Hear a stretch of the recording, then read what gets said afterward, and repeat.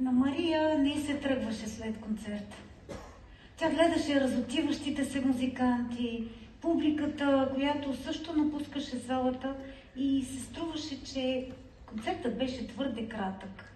И изобщо почивният ден, прекаран с Даниел, сякаш мина прекалено бързо.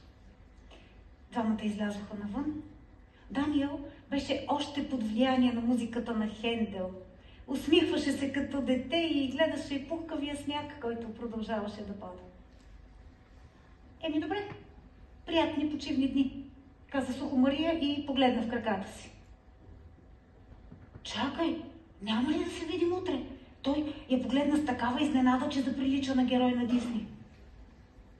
Няма, отсече Мария. Утре вечерта съм на църква.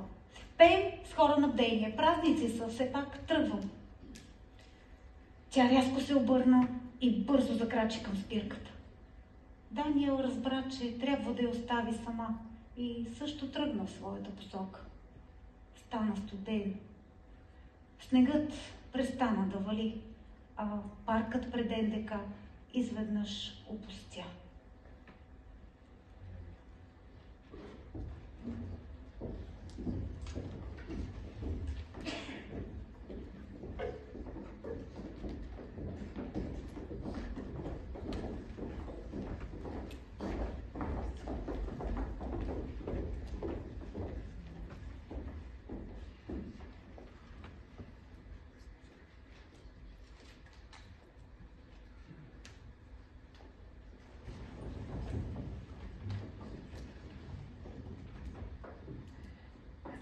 Вечер. Храмът, в който пееше Мария, беше изпълнен с народ. Иконите от централния иконостас грееха в топлата светлина на свещите.